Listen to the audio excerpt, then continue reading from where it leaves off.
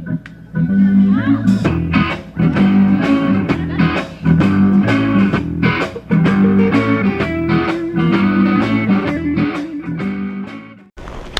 it's Richard in the Old Oaky Workshop.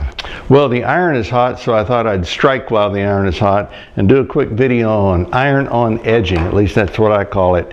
It is veneer edge banding, and it has a heat sensitive glue on the back of it, and you iron it on the edge of a piece of wood, usually a piece of plywood. Here are some examples of this stuff. It comes in a carton like this with a backing on it, which I've already cut off. And you can get it in different species of wood. You can get it in birch, mahogany, oak, red oak, that type of thing. Presently, I don't think Home Depot in my area sells it, but Lowe's does, so I go there to get it. And here's some that is whiter. As a matter of fact, this is white birch, and I believe I'll use this on the edge of this workbench right here. Here's some mahogany over here. Here's some old mahogany.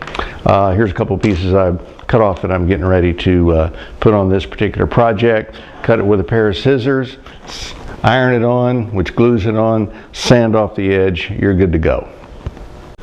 So the process goes like this. You get your coil, take it, and what I usually do is grab the scissors, put this on here, cut this little jewel off like so. And then grab the iron and away we go. So iron on edge like this, like so.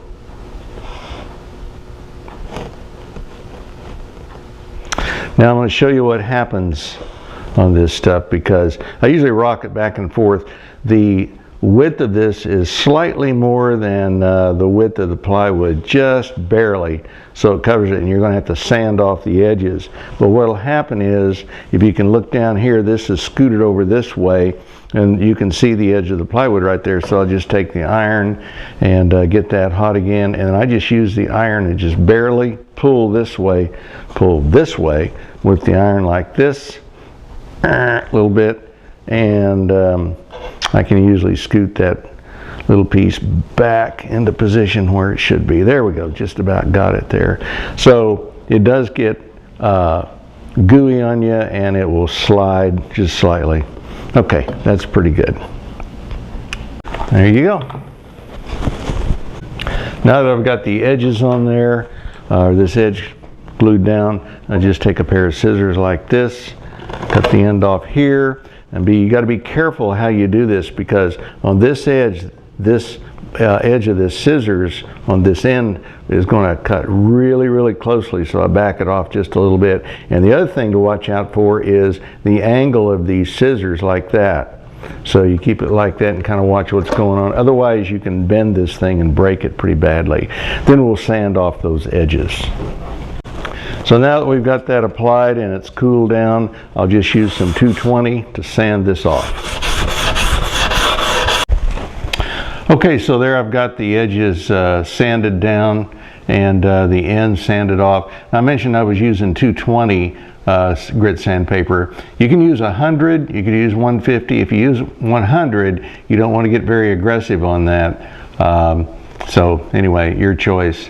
So it makes it look like a solid piece of wood. So I've done this edge and I've done this edge. Okay, now it's time to do the top, so that the top will overlap those edges. Now when you sand this off, you're using strokes like this, you know, toward the toward the work, not away from the work like that. And at the end, you want to be very careful to be going this way on the end piece and not this way with your sandpaper. You're liable to tear it loose. Now we'll do the top. So I got a piece here that was extra. Position it right here. Bring it down here. Clip this off. And away we go with the iron.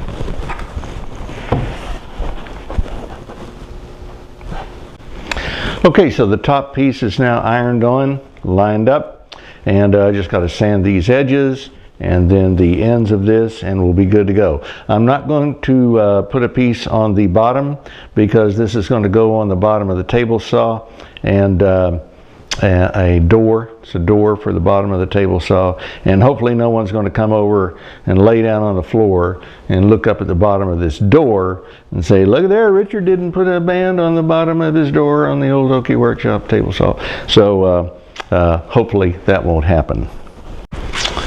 So there it is, the side across the top. Looks good. Corner, the edge. And then if you promise not to tell anybody, there's the bottom. Oh no. There you go. One door installed. All I have to do is get some hinges, door pull, put it on there. Done.